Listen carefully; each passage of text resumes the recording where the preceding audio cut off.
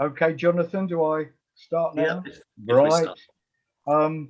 Well, welcome everybody to the NPC Pensions and Income session on state pension inequality and pensioner poverty. I'm Brian Sturtevant and I chair the NPC's Pensions and Incomes Working Party. And we have a number of guests with us today, and I will be introducing them. Our working party at the NPC has been dealing with a whole range of issues that directly affect pensioners, like a decent index to replace RPI, CPI. We've discussed issues with the BBC. We're talking about intergenerational fairness, the triple lock, universal entitlements. But most importantly, we're concerned about the 2 million pensioners who are living in poverty in the UK, and that number is rising every year. We know pensioners are having to choose between eating and paying their bills, and the NPC believes pensioner poverty is closely linked to our inadequate two-tier state pension system, which is one of the lowest in Europe. We are campaigning for a decent basic state pension for everyone, no matter when they retire. We also want to see the shocking 40% gender pension gap between men and women retirees bridged. Also, we've just been made aware and are starting a campaign on annuities. And those people who have retired recently, when defined contribution schemes, have got a pension pot, and they may have thought they were safely investing it in a pension provider. And Prudential was one of the ones that came to our attention. But we find that providers can now move pension pots, move their policies around the world, and they are not as safe as we thought. So we have started a campaign on that. If you can get more information from the NPC about that campaign, and if you're in the position of having a pension pot and it's now there providing your pension, you want to know more about its safety and its security, look up the NPC website and you'll get some more information. Anyway, to discuss the issues involved, we're pleased to welcome three leading pensions experts. We've got Daniela Jenkins from the Pensions Policy Advisor of the Advisory Group of Women's Budget Group. So welcome to Daniela. We should look forward to hearing you. Then we've got Jack Jones, the Pension Officer with the TUC. And I'm sure poor Jack is fed up with jokes about having a famous name.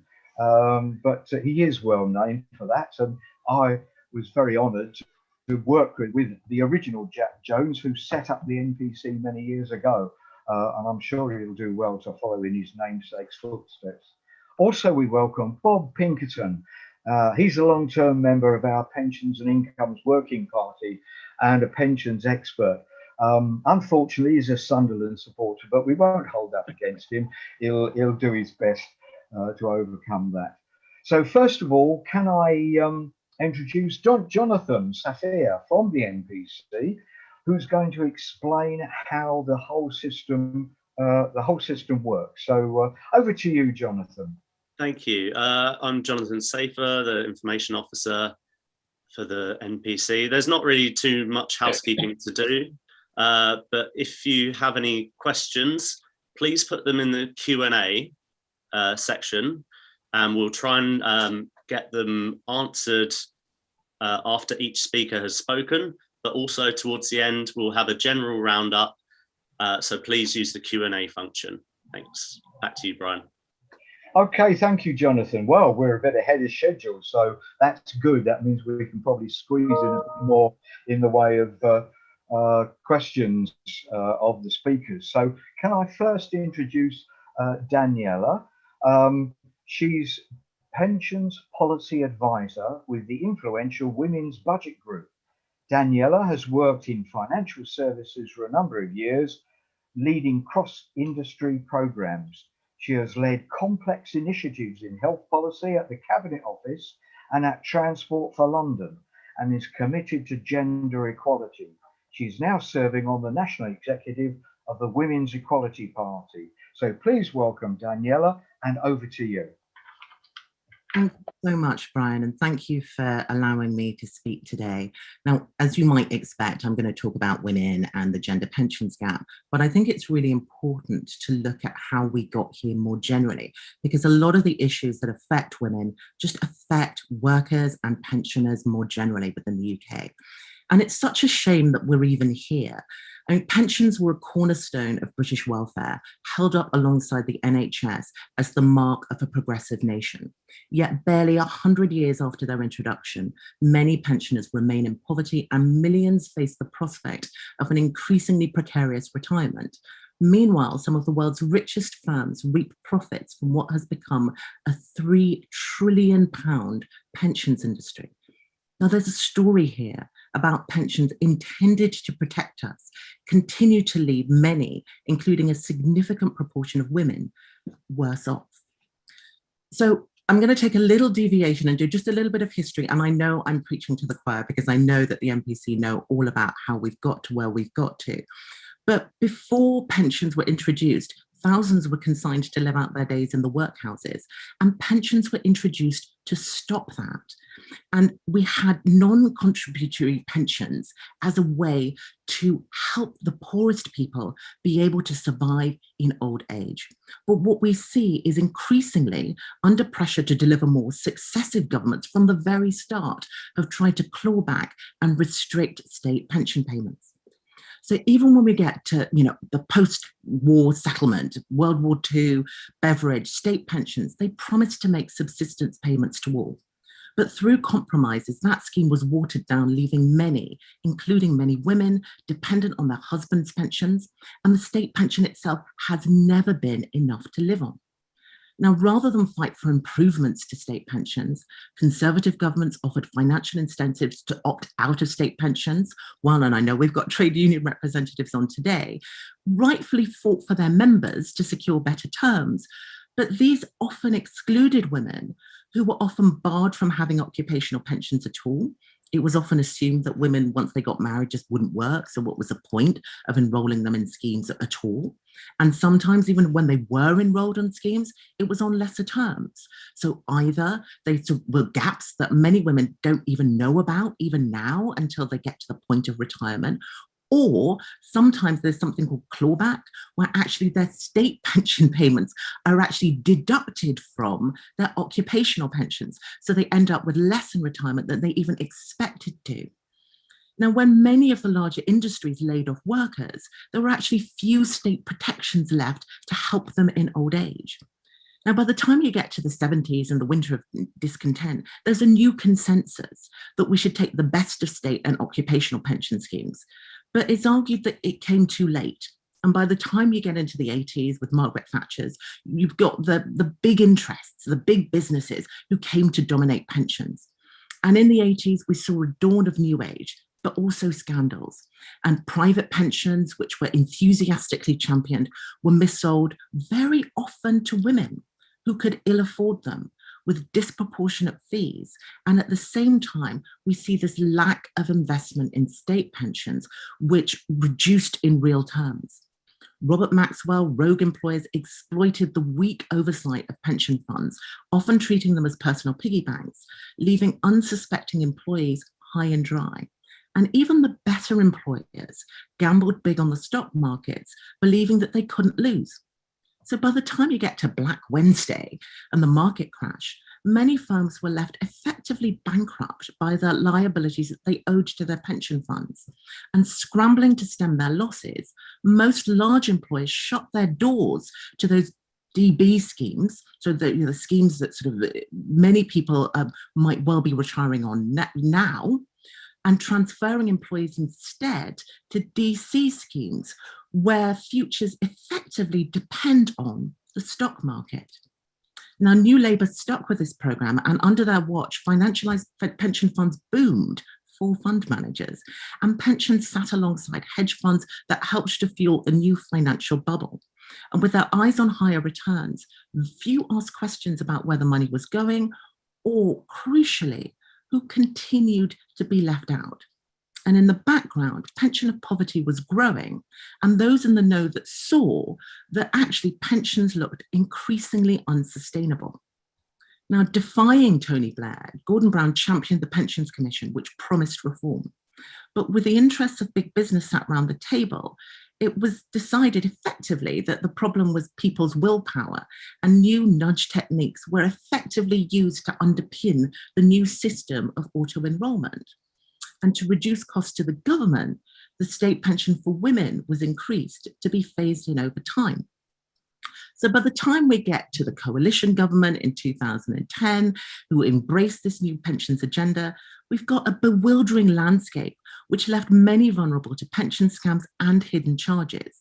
And crucially, they brought forward the timetable for women's state pension age increases, leaving a group particularly of 1950s born WASPy women, so my mum is one of those women, with shortfalls. And distracted by the turmoil of Brexit and coronavirus and the pandemic now, few have really considered the long-term impact of the current landscape, particularly for younger workers who, saddled with student debt, higher housing costs and flat wages, millennials and later generations faced a new pensions crisis.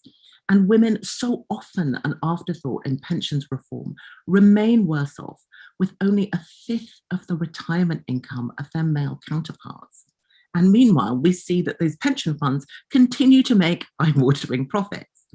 But this challenge for women's pensions is stark.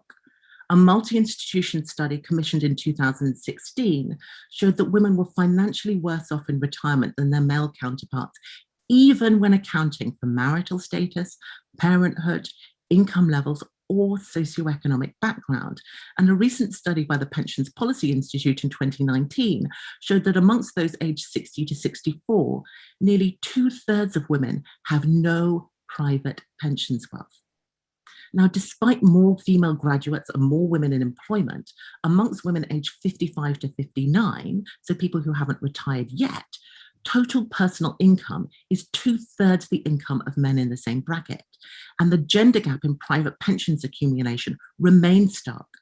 The most recent data on median current personal pensions wealth shows that women had less than a quarter of the median pension wealth of men, with women having £4,300 and men having close to £20,000.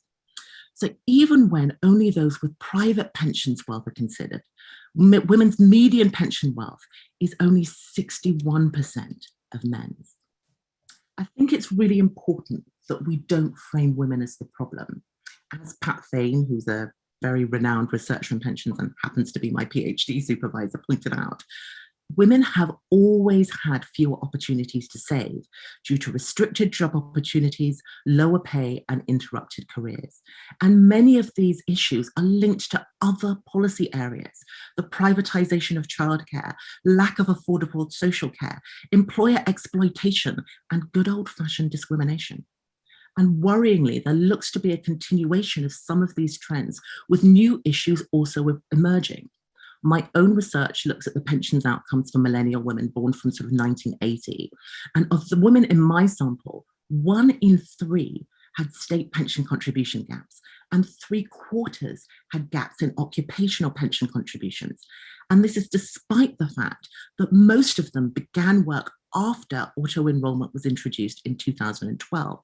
And only 18% of them were parents. Their contribution gaps were largely driven by employment patterns, whereby just over 1/3 of the participants were in full-time work, but also affordability. A number of women said that they weren't paid enough to be able to afford to contribute to a pension. And so what we see is poverty now feeding poverty in the future. Other issues like student debt and higher housing costs all act as downward drags on household incomes and have conflated with stagnating wages for millennials, making it increasingly difficult for a growing proportion of young people, and women in particular, to save for their financial futures. Now, the good news is that we have the opportunity, particularly in the wake of COVID, to improve the design of our systems to make them fairer and more sustainable. And the objective of my research, and I know of many, including the NPC, is to highlight how we might design more equal futures, whether through greater state provision, a fairer system of taxation, and less reliance on profit-making financial institutions.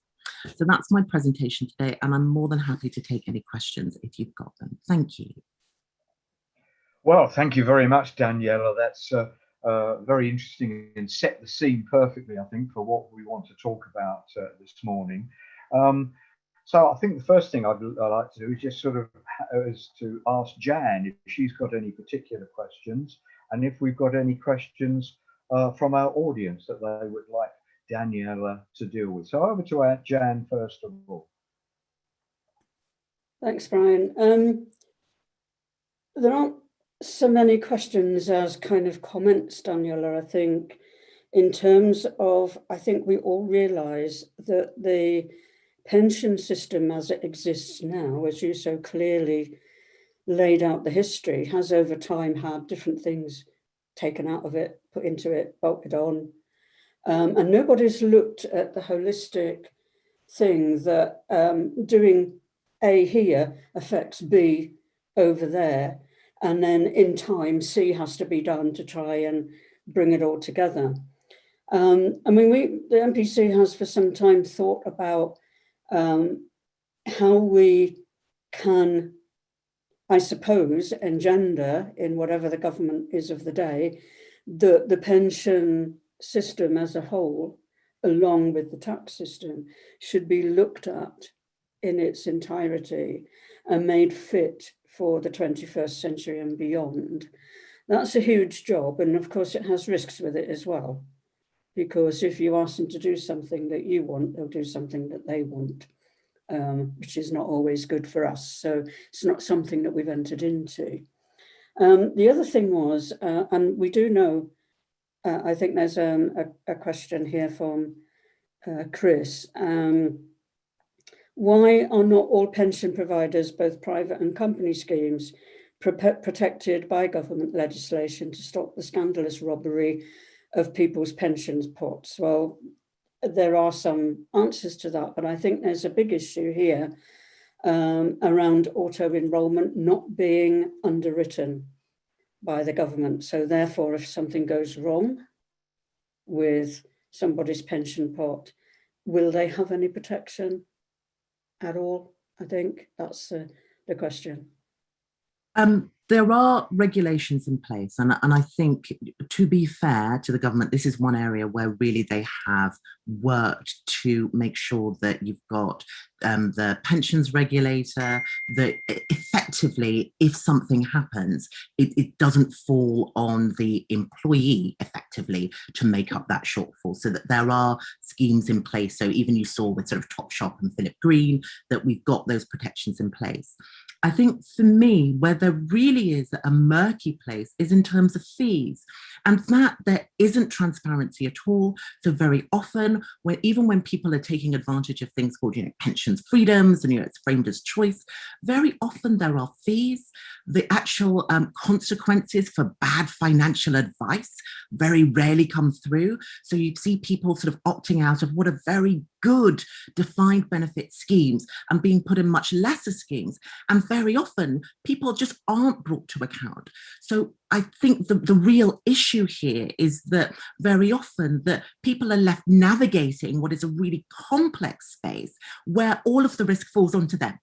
And so I think what's important, so even for state pension calculations, for example, if you don't claim within a certain period of time, you lose that. So I think what we really need to do is to make sure that the pensioners, that the consumer has more power within it, so that when things do go wrong or when things are happening, that people are both aware and that they've got some form of fair redress. Thank you, Danielle. Touched on something that Brian spoke about in his welcoming speech, which is we've just taken on an issue of annuities, and we were able to intervene with the Daily Express printing our demand for the government, while it's looking into pensions and savings, to actually look into changing the law on annuities.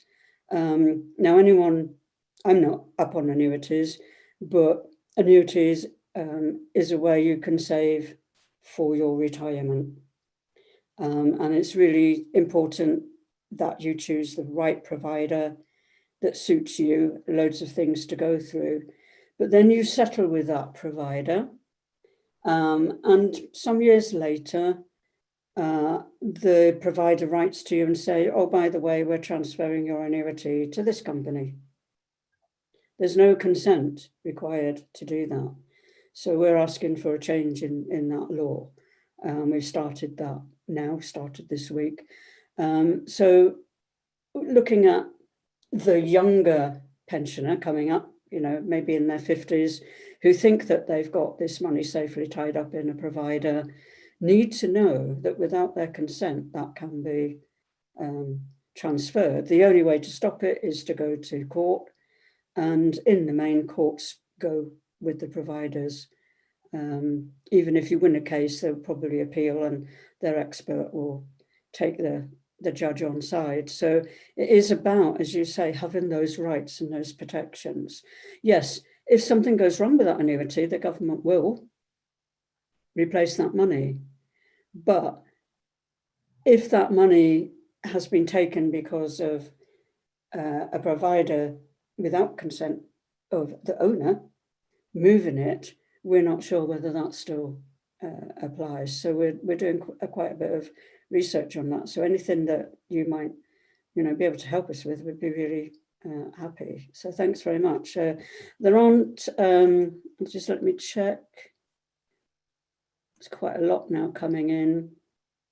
Lots of thanks, Danielle, for your background in history. It's what they needed to know.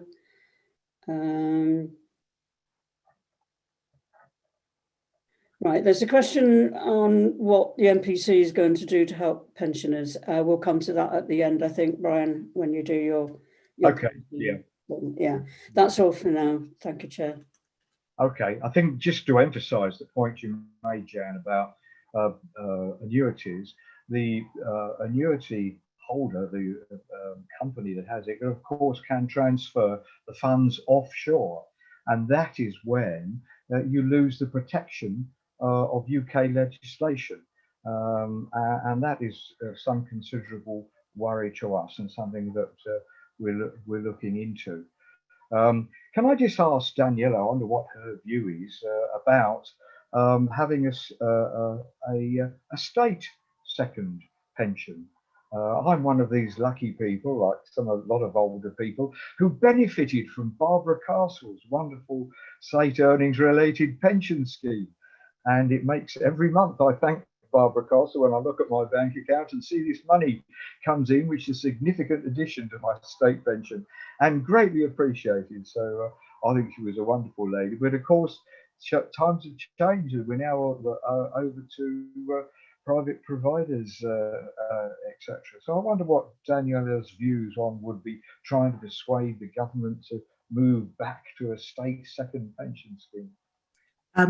I hear nothing but good things about SERPs. So I think there's a general consensus that was probably the high point and a missed opportunity, I think, in terms of British state pensions. I mean, whether or not we could go back to that, you know, it's not the late 70s, you know, it's a different world, it's a different environment. But I myself, through my own research, have come to the conclusion that the only way you can resolve these issues is with greater state involvement. Because if you leave the market up to it, their interest is profits, number one. And two, the system that we have at the moment is regressive. So it actually bears down more heavily on people who earn less. So people who earn less get less in terms of support. Occupational pensions aren't just for people who earn more, they're actually subsidized. There are tax incentives as well. So people who earn more not only get more in terms of their pension, they also get more funding from the government as well, by way of tax relief. So for me, that's just the wrong direction. And I think that whatever we do to resolve these issues, and I think we do need to look at it in the round, we definitely need to make sure that we make it more progressive so that the people that need more support get it, not just in terms of means tested benefits like pensions credit, because we know that most people don't like to claim for benefits. So there are many more people that need pensions credit than actually claim for it. So it should be that there is a system, I believe, that the government actually uses its support to help the people who need it the most, whether that's SERPs or whether that's a different mechanism. But I think definitely we need more state support. Okay, we've got Bev over who would like to ask a question. Yep, Daniela, there's one question from a lady called Gloria on the Q&A. where she was, obviously you've talked, and we've all talked about the complexity of pensions, both private and public. She's asked about, should there be the education for young people so that they understand the pension system? How would you envisage that working? So I agree, actually. I'm always a little hesitant when people say, you know, because I worked in financial services, right? So I came from the other side, like, oh, people aren't educated enough, you know, and the implication is that people are too stupid to understand about their pensions. And I always used to think, well, you've made the system this complicated. Of course, people aren't born knowing about these things. You know, how would people come up to speed? But I think it's really important that there's independent, good advice, free advice available to people of all ages at all stages, because there are a lot of people who, like in their 50s, for example, are coming up to retirement, don't even really understand what they have. So I think it is really important that people are aware of their rights. Competing union that I spoke to a couple of weeks ago, and a woman said, oh, you know, should I take my money out of my DB scheme and invest it somewhere else because they're closing it? And every part of me thought, no, you know, of course you shouldn't do that. But nobody had sat down and explained to her what her pension is, what her rights were, and what she was entitled to. So I think that information should be made freely available and clear. There are no stupid questions. And the more people have that information, the more they will be empowered to make at least better decisions. Even if we accept that the system is flawed, at least people can make better decisions if they've got that knowledge. Right, thank you very much, Daniela. Are there any more questions coming up from Jonathan or Jan? There are a few, but I think some of them could also be answered by Jack or Bob even. So if we leave them till the end and we can have like a panel, perhaps a panel debate on them. Some of them are quite similar, some of them are not. So I think if we move on with the speakers, so we get more time. Okay, well, yes, because we're ahead of schedule, and if we go through, and then at the end we can pick up some of the questions that are coming in, and all the panelists can have a go at answering them. So if we move on to Jack Jones, and he's very welcome.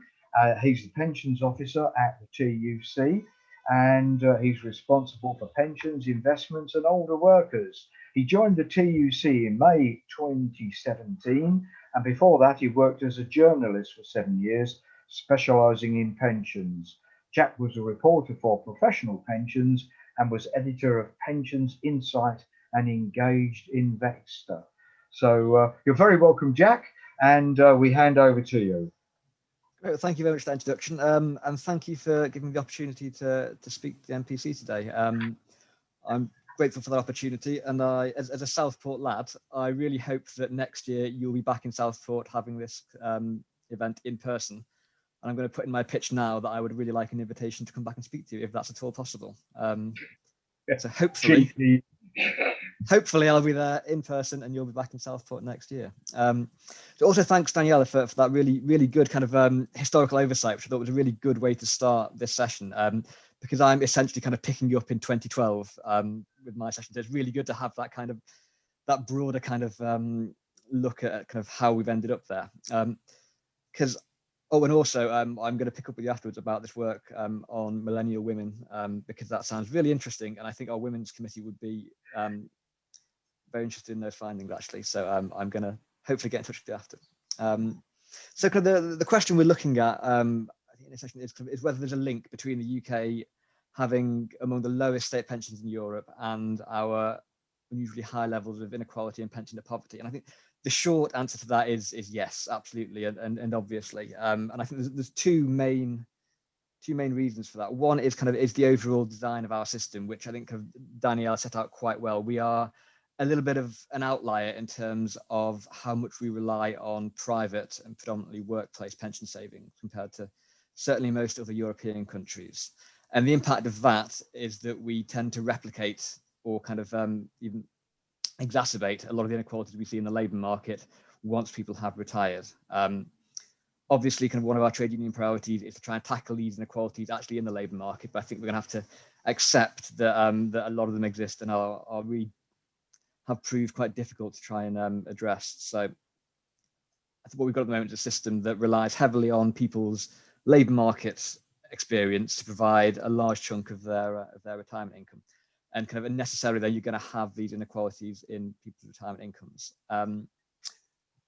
Having said that, I think there are kind of some merits to our system, and certainly kind of from a trade union perspective, I think it's quite attractive to have pensions policy so linked to kind of what happens in the workplace, because we have a certain leverage there, both with individual employers and also when it comes to policy. I think also there's an element of realism that is involved in kind of saying pensions is really complicated. It's really long term.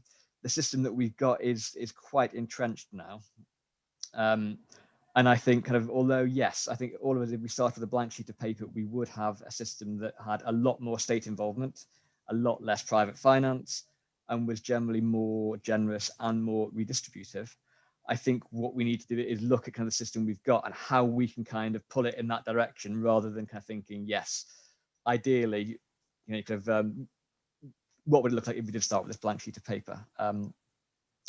So aside from this kind of the general question of how we are designing our pension system, I think even within that, we've got one big issue that even if we want to say, yes, we want occupational pensions to provide a big chunk of people's retirement income, we still have a state pension that is too low to provide a safety net. I think it's essential, if you have this system that relies heavily on workplace pensions to kind of make sure that people have a decent standard of living in retirement, you need a state pension then that is still going to kind of underwrite that and say, even if people fail for whatever reason to kind of to build up that that workplace pension pot, you will have a state pension which will make sure that people don't fall into poverty in old age. And right now we don't have that. So even if we look at kind of the full new state pension, if people kind of build that up, it's still under £180 a week, and that's not quite hitting that level of where we need to be to make sure that people are kind of securing that really basic minimum income that they need to avoid falling into poverty in retirement. And obviously we know a lot of people, in fact most people, don't get that full either new state pension or the basic state pension. So I think average pension incomes now are currently about £181, but the way that the distribution of incomes is skewed means there are a lot of people that are in that kind of £140 to £180 income band. And we know for about 1 in 3 current pensioners, state pension is their sole income. So I think looking at how we can increase that state pension to get more people over that very basic kind of benchmark of, you know, are you getting your minimum income to kind of to stave off poverty is going to be a priority. And we also know that even within the state pension, there are a lot of inequalities. We know older pensioners get significantly less. We know women get less. I mean, Danielle highlighted kind of the fact that that they get significantly less in terms of workplace pensions, but they also tend to receive less from state pensions because they have more gaps in their national insurance record. So having said that, I don't think we can look at the state pension in isolation. I think the biggest inequalities are between those who do and don't have private or occupational pension savings and the level of savings they had. And I've got a single slide to show now, which I'm going to attempt to share my screen to show, just to highlight some of those gaps. So I'm going to start sharing my screen as soon as I can find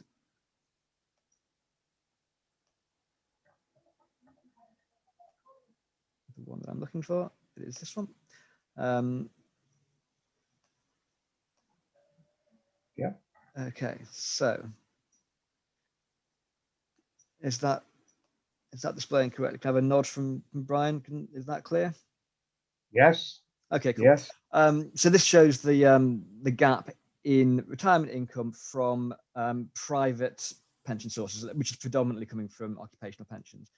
And this is taken from the Pension Policy Institute's really comprehensive look at the underpensioned, which is kind of, I think if you're looking for stats and figures over kind of what the inequalities are in our pension system, that is probably the first place to turn.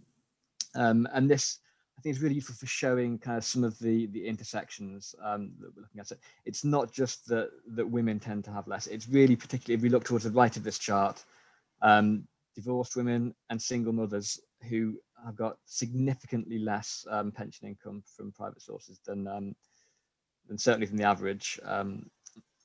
And also, if you look at this chart, you can see the kind of the gaps for BME retirees, and also right at the end there, disabled people who tend to face a lot of barriers in the labour market, and that is reflected in having often less than half the income from occupational pensions of kind of the UK average. Okay, so I just refine my notes.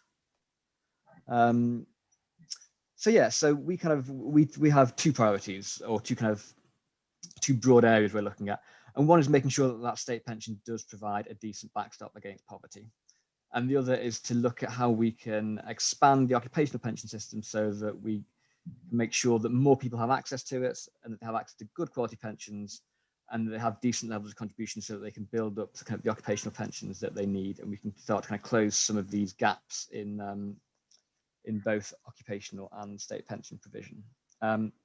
So looking at the current the current pension system, introduced, as Danielle says, from kind of conceived in the early 2000s, introduced by the coalition government in 2012. It is kind of the age of auto-enrolment. And what kind of people are aiming for with this is that people will get on average about a 2/3 replacement rate in retirement. So that's replacing about 2/3 of their pre-retirement income in retirement. And about half of that income is going to come from this new state pension, and the other half is going to come from occupational pensions. So if we look at those two elements separately, the new state pension, it will deliver that target for people who have a full working life under this new system. But clearly that target is still below this benchmark of setting a kind of a backstop that means people won't be in poverty. It delivers a little bit below the kind of the minimum income levels that people will generally need in retirement to avoid being in poverty, which means that everybody needs to build up some workplace pension, and actually to get over that kind of that minimum income standard benchmark, people need to build up a not insubstantial amount. People probably need on average at least about £70,000 in kind of defined contribution savings just to get over this kind of, let's say, maybe about £10,500 a year for a single person to meet that really basic income standard. The other thing that's worth noting is things are moving very slowly. So a lot has been done with the new state pension to equalize some of the issues, some of the gender issues, which means that it's easier for people to make up their national insurance credits. So it will close this gap in state pension provision between men and women, but it's doing that very slowly. And I think the projections are that men and women will get equal levels of state pension from this new system by 2041. So it's not a great comfort to today's pensioners or to people who are going to be retiring in the very near future. Looking at the other side of that kind of system, the occupational pension system, what we have now is auto-enrolment, which puts increasing numbers of people into workplace pensions. And it has brought over the last 9 years about 10 million more workers into occupational pensions, which is is obviously a good news story, and it's got more people building up pension savings that they will need in retirement. But it still excludes far too many people, and that's primarily because anyone earning under £10,000 in a job is excluded from those requirements to be auto-enrolled by their employer. This particularly catches women, BME, and disabled workers who are more likely to be earning less, and are also significantly more likely to be in part-time work, which means they're likely to fall under that threshold, even if their hourly pay is not particularly low. They're more likely to drop below that kind of annual £10,000 threshold. It's a particular issue actually for people who are working multiple part-time jobs, because at the moment, if you're in multiple jobs that fall, where each of them fall below that threshold, you're not entitled to be auto-enrolled by any of those employers. So a lot of people, again, about 2/3 of the people that are caught out in that way tend to be women. So so addressing that is one of these ways that's that again is going to improve pension provision in general, improve pension provision for lower paid people in particular, and then has as a knock-on effect of that is going to go some way to start to close this gender pensions gap. So looking at the policies that we advocate to try and bring about some of these changes. I mean, the first one is a higher state pension. Our preferred mechanism for that is keeping the triple lock. I know there are much more logical ways of achieving the goal of increasing the state pension, but I guess the attraction of the triple lock is that it's politically quite clever, and it's stuck so that people now can be kind of held against this standard. I think it's fairly obvious in the last couple of weeks that it's going to be challenged again this year. We don't know exactly what average earning increases are going to be for the relevant period next year, but they will probably be quite high. So I think kites are being flown already to kind of say, can we afford it? Obviously, our answer is yes. The Chancellor earlier on this week did actually commit to maintaining the triple lock this year in an interview on GB News. He didn't look very happy about it. He didn't sound very convincing, but he did say, yes, that is still our policy. But I think we're still going to have to make that case when the decision is made as to whether or not to honour the triple lock again this year. I think there's still a lot of uncertainty as to what the kind of earnings are going to be this year. They are going to be significantly lower, I think, than was projected kind of this time last year. But still, I think we are going to make the case strongly that we've got the triple lock because we lost so much ground on the level of the state pension when it wasn't linked to earnings, that one good year is not going to kind of make up for 20 or 30 years of not being linked to earnings. So I think we kind of always have this argument of, look, once the state the state pension level has got to a kind of a reasonable level, we don't redefine that, but we'll talk about that when we get there. Then we can talk about moving away from the triple lock and just linking to earnings, but it's a long way before we get there. I think we accept that we probably need to develop some policies that go beyond looking at how we increase the basic state pension and the new state pension. I know the NPC has kind of a really attractive looking policy around looking at the cash terms increase that you get from the triple lock for the new state pension and applying that to all pensions. And I think that is a very sensible looking policy. And it's something that we're going to look at kind of whether we can find something that has a similar effect and advocate for that. I would say kind of two caveats on that. One, there is a cost to it, and therefore I think the chances of persuading the current government to do it are close to zero, given the kind of Treasury view on spending at the moment. And two, it's very sensible, and sensible policies are quite difficult to kind of package in attractive ways. So I think we need to think probably kind of ahead of the next election how we would wrap up a policy like that into something that's really catchy and fits in that kind of, I guess our equivalent, a £10 minimum wage, rather than talking about kind of what we think should be the mechanism for linking minimum wage to median wages, that kind of thing. So something that's as catchy as like, £200 a week, kind of, but has got this kind of sensible, how do we actually make sure that the policy benefits the people on the lowest state pensions most? Aside from that, obviously we campaign against any further increase to the state pension age.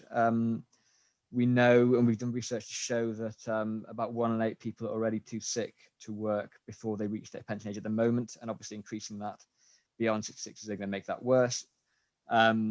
We campaign for looking at ways of giving those approaching retirement who can't work early access to state pension or to pension credit, and obviously to kind of finding ways to help people to extend their working lives, because actually, we know that a lot of people want to stay and work in some capacity up to state pension age, and actually there's a lot more that could be done to make workplaces a lot more suitable for older workers and a lot more welcoming for older workers.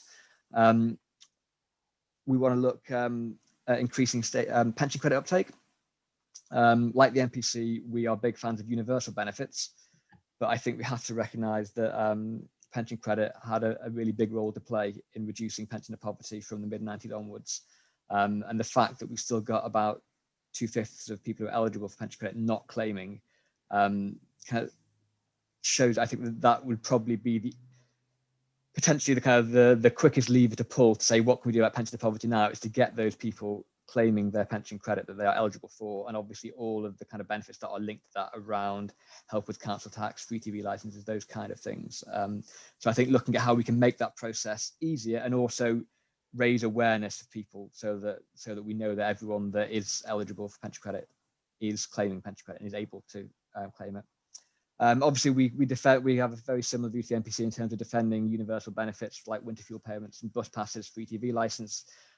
They all add up to make a really significant difference, I think, certainly for people who are kind of who would otherwise be around the threshold for things like pension credits. And obviously, we do a lot of work on how we can improve the occupational pension system for current workers. I think I might be kind of getting towards the end of my time, so I'm not going to go into all of that. But basically, we want to try and find ways of getting more people into pension schemes, more contributions from employers. Certainly, the current level of minimum contributions from employers that is needed is far too low. So we want to make sure that that there's more money going into people's occupational pension funds, and that more of it comes from employers rather than employees. And also, we want to look at how we can kind of start to push back at some of the risk that has been transferred from government and from employers and from organisations like insurers onto individuals with the move to defined contribution pensions and the move to kind of the pension freedoms that actually give people a lot more responsibility for making decisions about their retirement income when they retire. So we want more collectivized schemes. We want better default options and stronger kind of support for people when they reach retirement with their defined contribution pots, to make sure that there is kind of a really good option there, that so that if people don't want to make decisions or are unable to make decisions, or just need a kind of I guess a safety net to make sure that they don't get either ripped off by kind of really unscrupulous kind of providers, or just they don't kind of suffer from making decisions that are maybe not the most appropriate in the long term, or even from just having to kind of to bear responsibility for kind of making decisions about how long they're likely to live, kind of what their income needs are going to be later in life, that kind of thing. So quite a big kind of stream of work for us now is looking at how to kind of basically kind of to reclaim that idea of pensions as being a kind of a default and automatic retirement income, rather than just a pot of money that people kind of get access to when they hit 66 or whatever. So yeah, just kind of to sum up those two strands, we are kind of campaigning on and working on policies that will improve the state pension so that it provides a more adequate backstop against poverty in retirement. And then on the other hand, looking at a wide range of policies to try and increase access to high quality, well-funded workplace pensions that will give people that kind of that top up that means we can get people kind of above that poverty threshold, and actually in that kind of what do we need to give people a comfortable level of retirement. Thank you. Right. Okay, Jack, well, thank you very much for that a very interesting presentation. That's provided a lot of food for thought, and it's nice to know what the TUC are working on and where they're working to. Can I just mention one particular point? You talked about older workers, many are staying on and working longer because they can and because they want to improve their pensions. But of course, that very much depends upon the occupation that you're in. If you're in a heavy manual job, the option of working into later life is not really an option at all. You do have to, you know, that's very unfair on those people who are in heavy manual jobs and can't work into later life, whereas others who are in sedentary jobs can do. And I wondered what your view was on that situation. Yeah, that's absolutely correct. And to plug one of our reports made this year, we looked at who it was who was being forced out of the labour market before they reached state pension age, and it's all the things you would expect in terms of, again, kind of reflecting the inequalities in the labour market and people's working lives. But yes, by far and away, the biggest impact was people's occupations, and that people in low-paying and manually intensive occupations were much more likely to be unable to work all the way through to state pension age at the moment.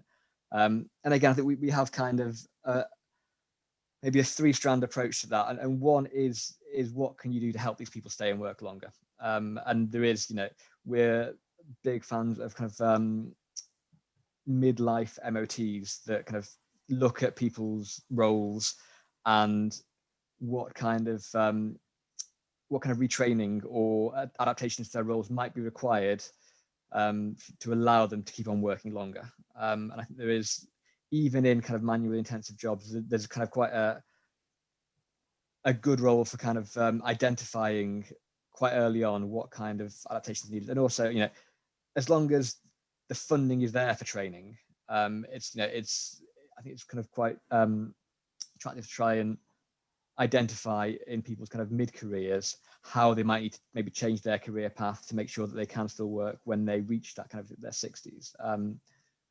But on top of that, I think we do need to have a more adequate working age benefit system, because I mean that's kind of we've highlighted today kind of the devaluing of the state pension over the kind of decades from the 1980s. Actually, relative to working age benefits, the state pension has fared pretty well. Kind of working age benefits have been absolutely decimated over that time. So I think closing some of that gap so that there's not such a huge difference between whether you are on working age benefits or state pension when you're in your 60s if you can't work would certainly kind of lessen the impact of that.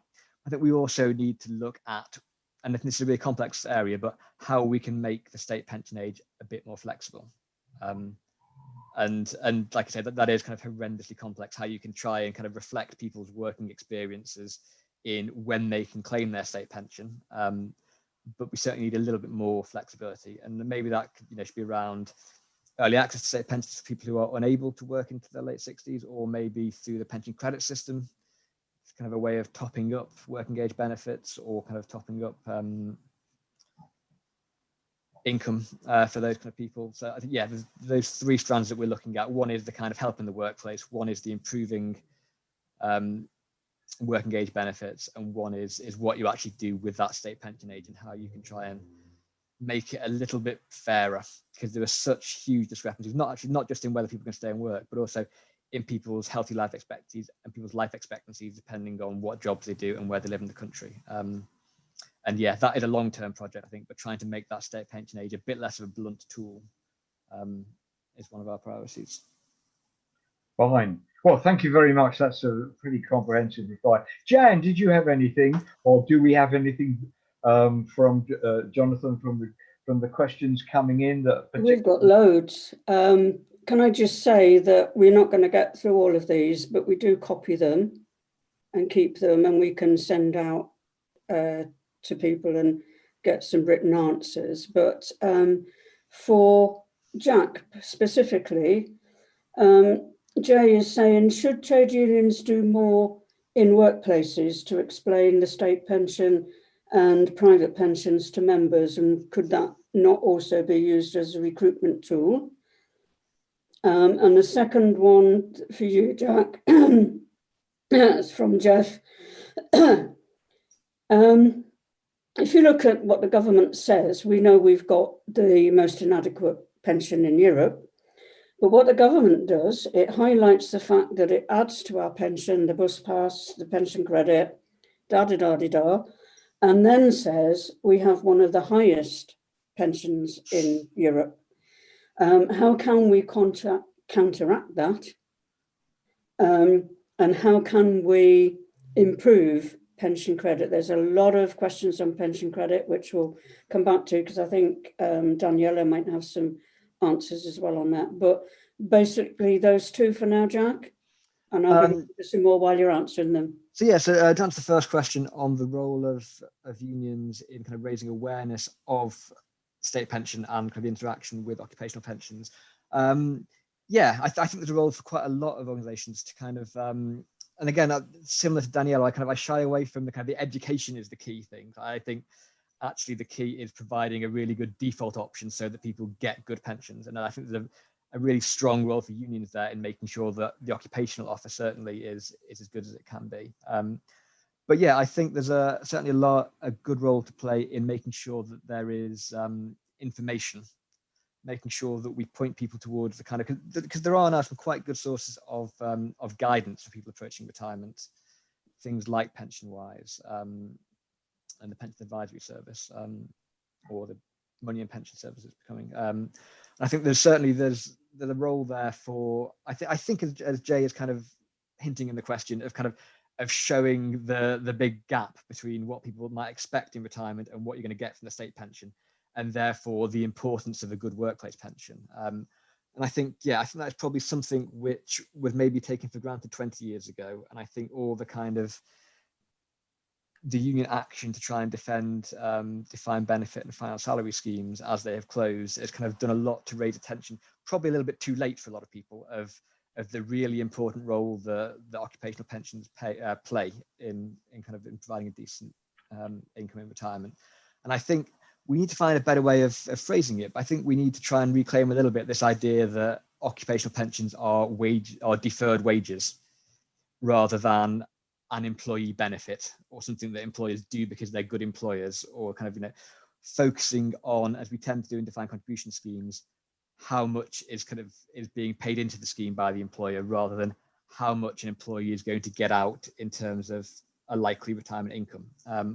And I think the more work we can do to try to highlight that gap, the better. I think one of the things that we are just getting involved with is working with the Living Wage Foundation to try and develop a living pensions kite mark, which I think is going to do a lot to kind of highlight that gap and a number of employers, the vast number of employers that are falling below that really basic, like I was trying to explain, I think in my presentation, that really quite basic level of, is this a living pension that will provide enough to meet that really basic minimum income standard? So I think, there's certainly more we can do to highlight that gap and to try and put pressure on employers directly, and also to encourage employees to value more a good workplace pension offer.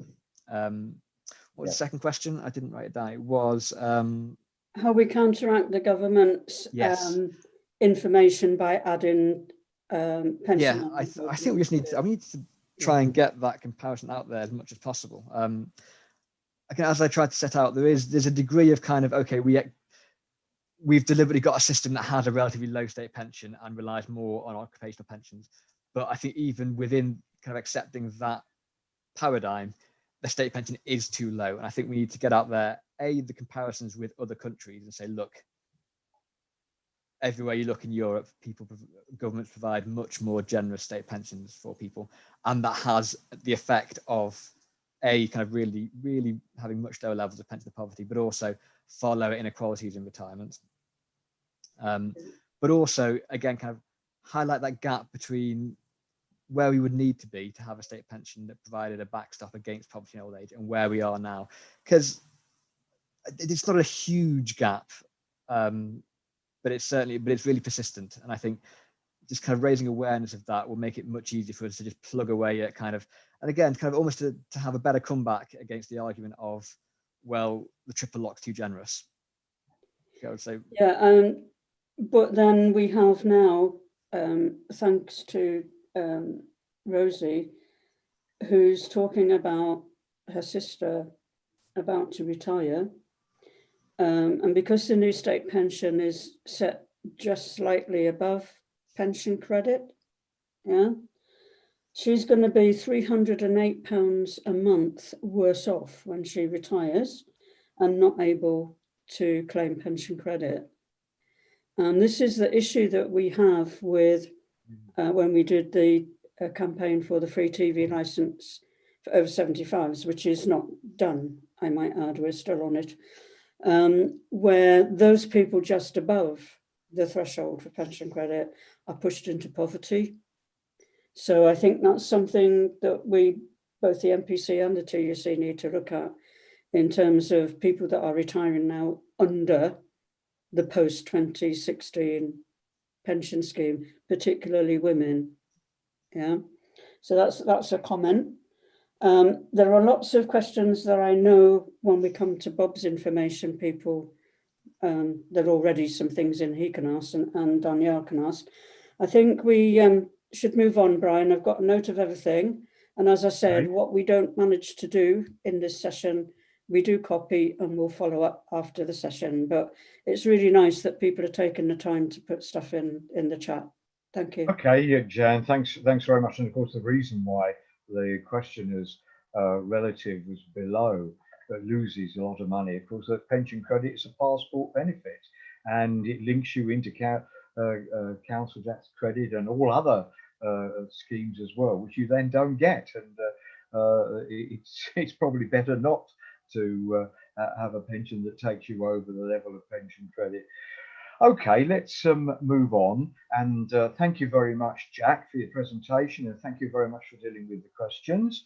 And we now turn to Bob Pinkerton, who's a member of our Pensions and Incomes Working Party. And I've had the pleasure of working with Bob for years.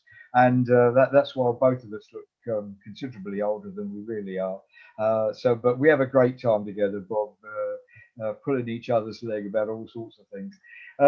Bob was, as I say, he's been a long-term member of our Pensions and Incomes Working Party. He has a wealth of knowledge and expertise after many years as a pensions advisor with both the GMB and MSF, most notably representing 1,700 employees at Dunlop, where he worked from 1960. After many years serving on regional and national pensions advisory boards, Bob was asked to join OPAS, the Occupation Pension Advisory Service, where he worked as a senior pensions advisor until his retirement. Today, Bob is going to discuss why the real value of the state pension is set to fall. So welcome, Bob, and over to you. Thanks, Brian. There's three items that I want to discuss, which is the winter fuel allowance, taxation, and the state pension. The winter fuel allowance, the winter fuel payment is a state benefit paid every year, once a year, to the UK qualifying individuals. It is intended to cover additional costs of heating over the winter months. It was introduced by the Labour Party in 1992. The standard rates are £200 per household where the oldest person is under 80 and £300 per household for a household containing a person over 80. These payments have continued since 2004.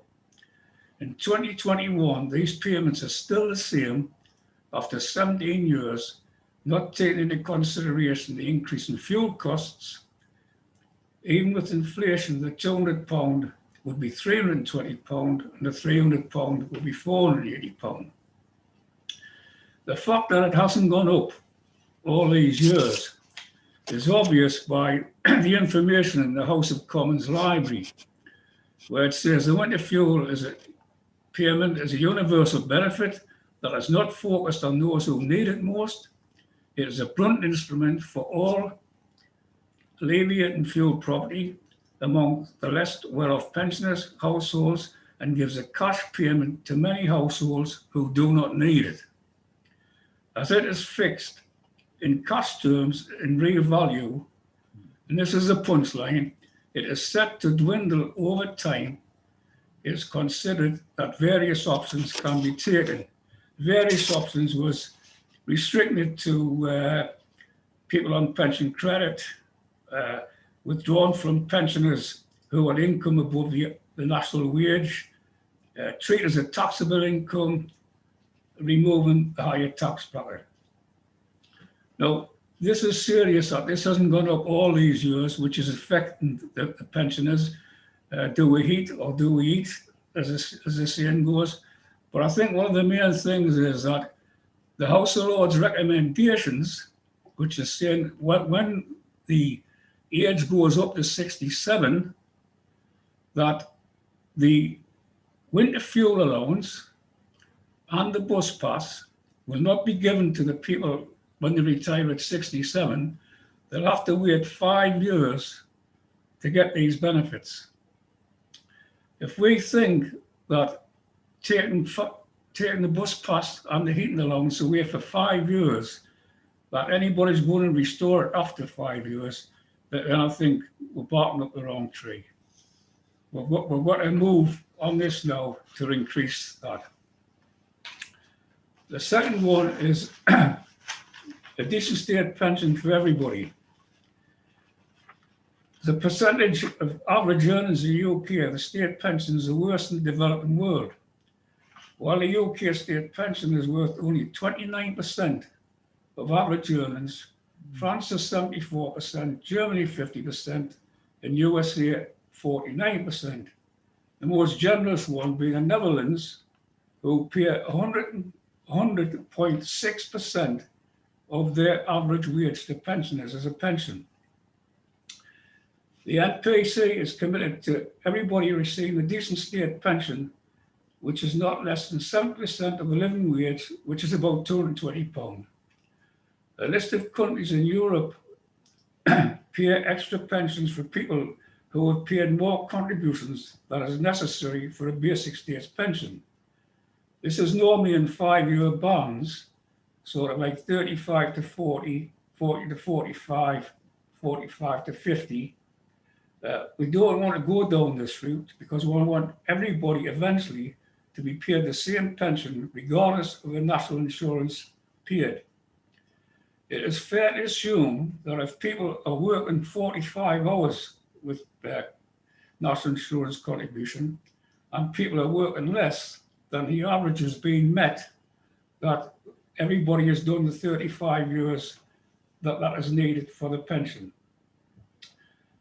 The policy is that everybody receives the same pension. We should start by paying the new state pension calculation as a flat rate money increase to everyone each year.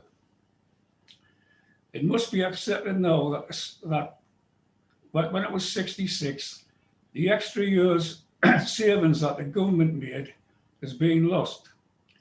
If the working age increases to 67, the calculation should be new state pension multiplied by 36 for the extra year from 35 divided by 35, which is the required years at present.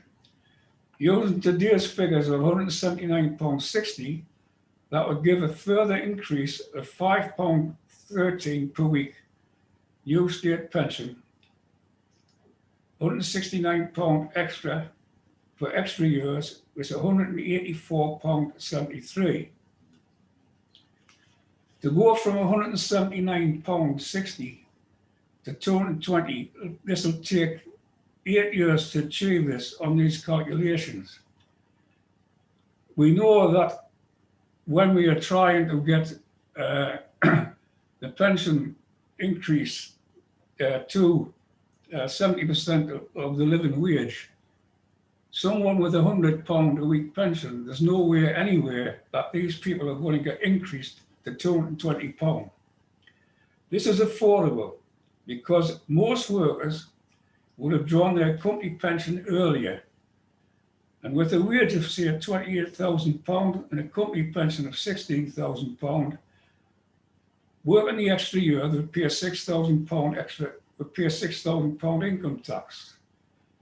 The national insurance of £2,415, the company national insurance of £3,588, and a total of £1,203, plus the state pension, which hasn't been paid, of £9,339. So the government for that year that everybody works extra is saving for them people £21,000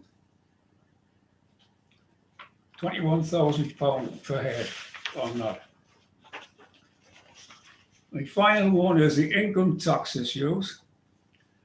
There was a period where pensioners' personal tax was higher than the workers. In 2013, those between 66 and 74 could take home £9,940. Those aged 75 could take £10,090 without paying tax. For those under 65, the tax allowance was only £7,475. The difference in these allowances was to compensate for pensioners who normally have only one earner above the tax allowance level in the family. In 2012, the tax code was frozen. The under 65 personal allowance was not frozen and continued to rise until the pensioners became level with the workers, which is fair, and they're seeing the same future increases.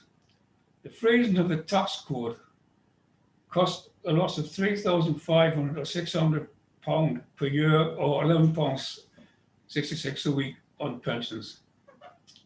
The government looked at this and thought, well, what we can do, we'll put in a marriage tax allowance. So in 2015, they put in a marriage tax allowance, which was 10,060.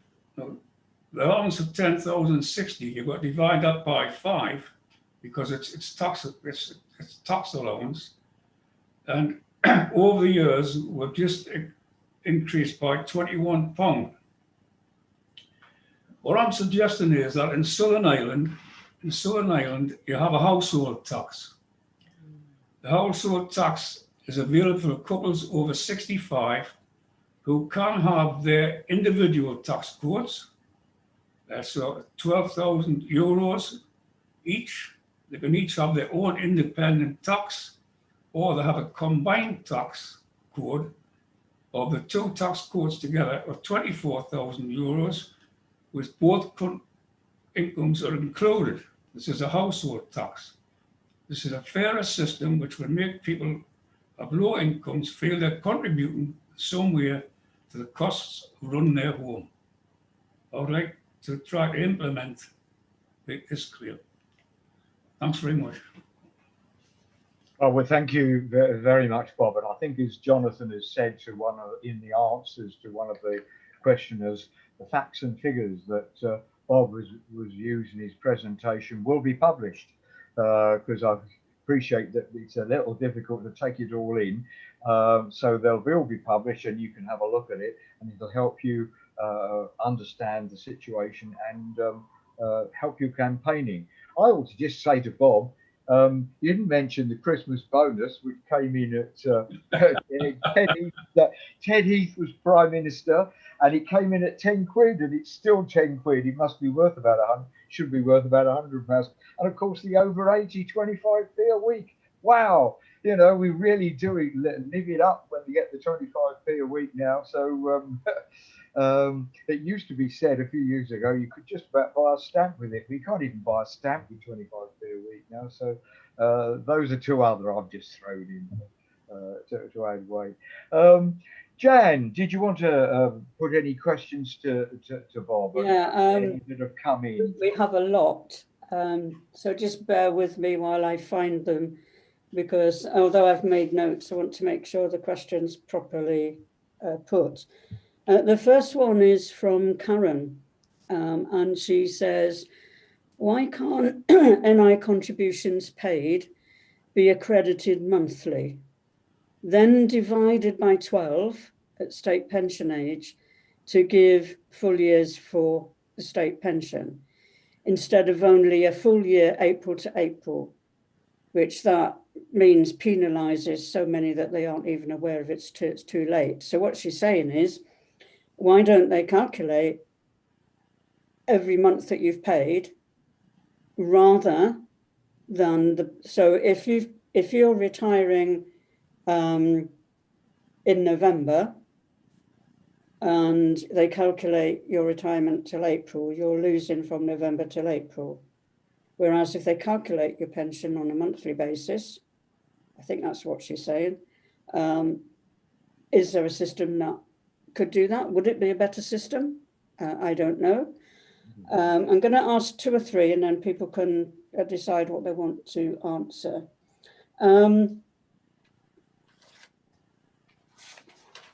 There is also, probably this one for Daniela, because from David, CSPA, there are some defined benefit schemes, the new ones that have come into being, where figures for women's pensions are a lot lower. So even in the defined benefit schemes, which the government promote as being better, women are still worse off in those. And also for Daniela, I think Meg was asking, are there any figures around women's pensions for minority ethnic women?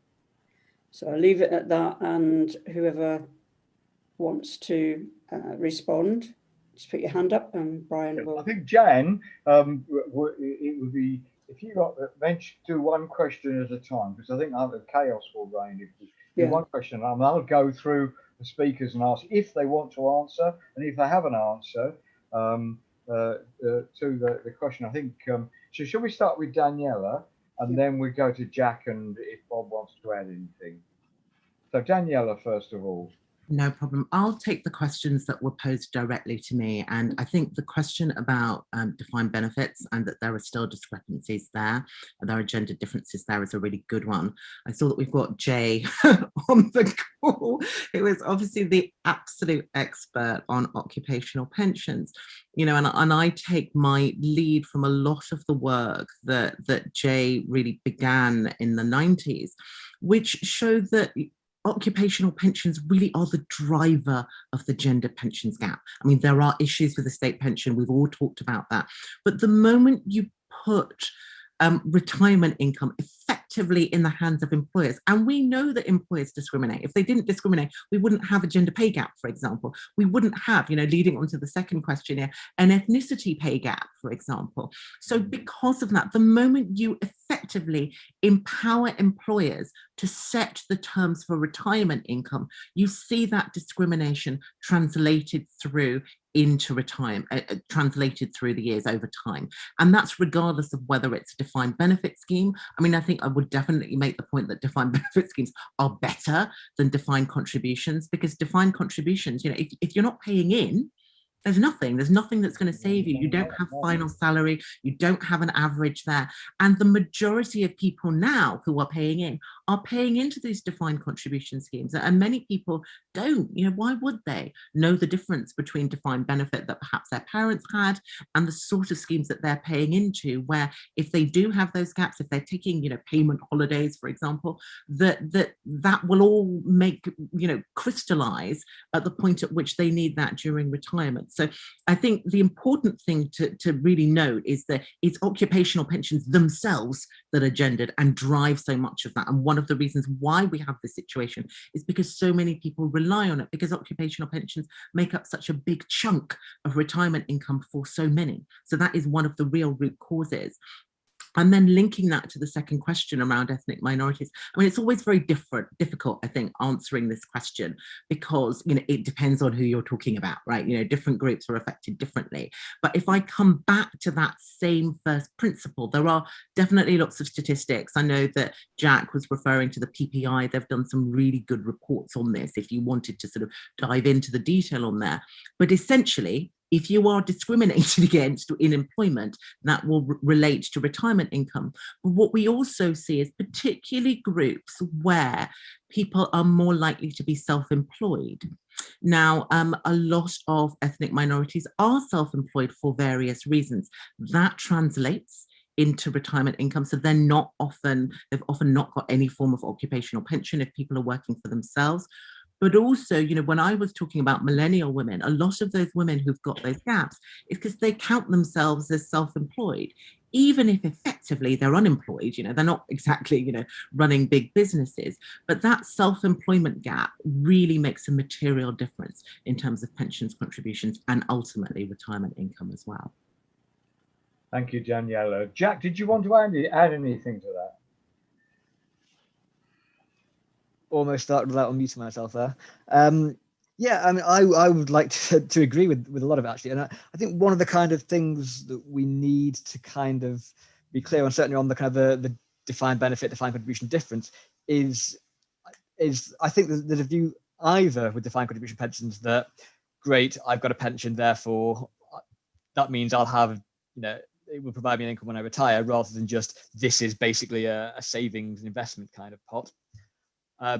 So people either believe that and don't kind of realize that actually there's probably an inadequate amount going in there, regardless of whether or not you do have breaks from contributions or anything else, or people just kind of assume that it's all a bit of a scam and they'll get no money at the end of it anyway. So I think we need to kind of try and position it somewhere in the middle of that to let people know that actually that, you know, this is quite well protected. And I think, you know, there's a lot of work to be done on things like bearing down on some of the dodgy fees, or making sure that people aren't put into kind of inappropriate products, that kind of thing. But generally, there's quite a good protection regime around that. It's just that it's not necessarily going to provide an income in retirement in the same way that a defined benefit scheme would. So you need to be aware of that. And I think that's really worth trying to hammer home.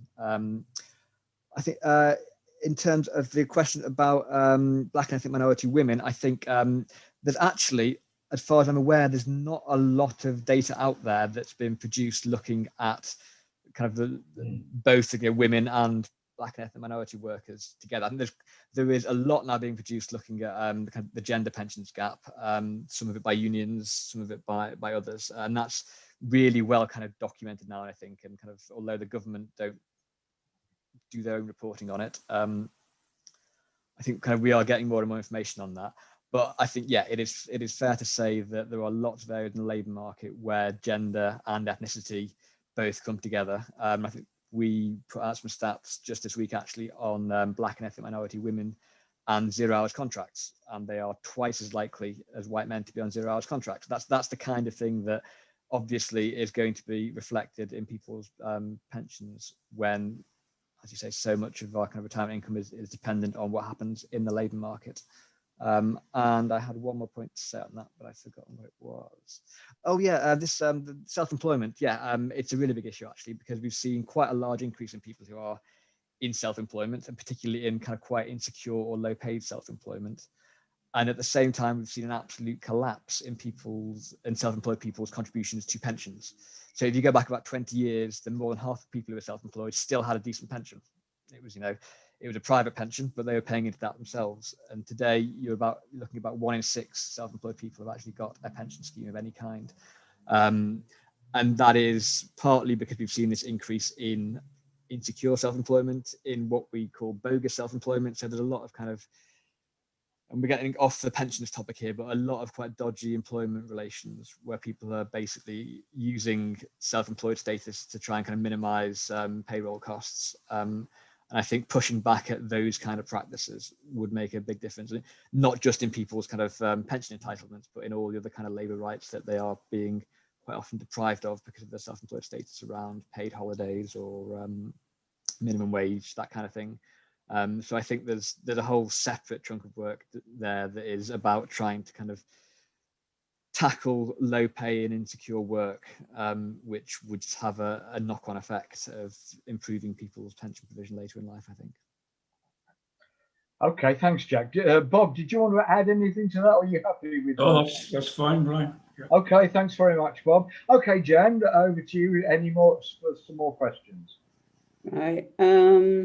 Where are we? Now, this one's kind of maybe a bit difficult, but we'll go with it anyway.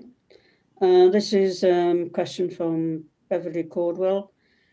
She says the Ombudsman is due to give a response on the maladministration of the WASPI women. Can you advise the next steps, whether it goes in our favour or not?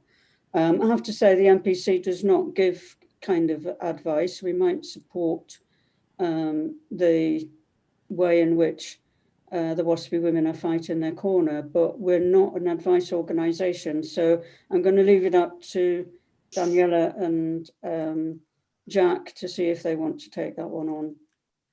Shall we start with Jack this time and come to Daniela afterwards? She can think about what Jack said. Thanks. Give me the difficult one. I'm afraid I'm not sure what the answer to that is either. I mean, again, I don't think we can give advice.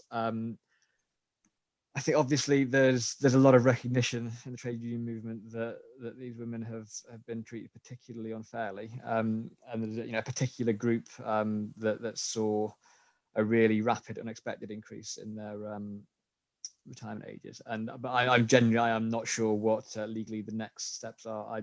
It feels a little bit like the options are narrowing all the time, and I think the only settlement left is going to be a political settlement. And again, I'm not sure that this government is embarrassable into that kind of thing. So I'm afraid I've not got any kind of hopeful advice there at all. Right, Daniela, anything to add to that? Are you wisely keeping? I'm not going to be unwise enough to provide advice, but enough to say that I wholeheartedly support the cause of the WASPy women. So I really do hope that it goes in their favour. I think the message, it was very frustrating for me to see how the message was almost corrupted. It was like, oh, you know, people, a lot of these women don't even need this, and it's not really the point. It is about whether or not they were well enough informed about the changes with sufficient time to be able to make good. And I also think it's worth making the point that, you know, my research, as I said, you know, talks to younger women. So many younger women do not trust the state pension system now as a result of what they have seen has happened to the WASPy women. So I think it's really important when we look at the confidence in pensions, both state and occupational pensions, to look at the things that diminish that. So I don't have any advice, but a lot of support for me. I hope it goes your way. Right. And I think if I could jump in and add to that, I think the issues that have been uncovered in the last year around underpayments for older women pensioners have probably not helped that, have done even more to kind of undermine faith in the system. And I think, I mean, it's encouraging here that the government is moving kind of like constantly on this. As you know, when they are pushed, they are kind of slowly, or actually quite rapidly for the government, improving their proposed solutions for how they're going to fix this. I think there's a way to go yet, but I think the fact that kind of it's about 250,000 women can be underpaid for so long and it just not be flagged up by the system is really alarming. I think the government's initial foot dragging in how they're going to fix the problem and whether or not, you know, the book is effectively passed to these women to realize they've been underpaid and to raise that, and then kind of the slowness with which they're kind of conceding, okay, yeah, so we will take responsibility for that, okay, but it'll take 5 years. Okay, 5 years is too long, but we'll be able to do it in 2 years. And it feels like they're going to get to the right place in the end, but it's alarming that we've had this issue going on for so long without being noticed, and that there wasn't real urgency to fix the problem when it was unearthed. Thanks, Jack. I think Bob would agree with me that whatever the result of the Ombudsman's ruling, the NPC Pensions and Incomes Working Party will be having a look at it and deciding what our next strategy will be and how we will be directing, helping with the campaigning. That's right, Brian. Yeah. Yeah. Okay, Jan, what's your next one? Yeah. Can I just add to what Jack said there about the government dragging their feet on repaying the women that have been underpaid? Yeah, they will get there in time, but some of the women, maybe a lot of them, won't actually be there to receive, you know, the money. And we would like to find some way to kick their backsides very hard and tell them to, you know, you easily found it by the system that you used. Use that same system to pay people that you know have already been underpaid, and then look at allocating a team to investigate those that they're not too sure of. Just get on with paying people. You know you've done wrong, just do it. Yeah, yeah. So we're trying to find a way to kick their backsides a bit, and you know, we'll give it a go. Right. There's a question here about pension credit. Has there been any talk of how pension credit could be reformed? I know we've looked at it, and it's certainly the way that it is at the moment, and the way that the government have capped that entitlement.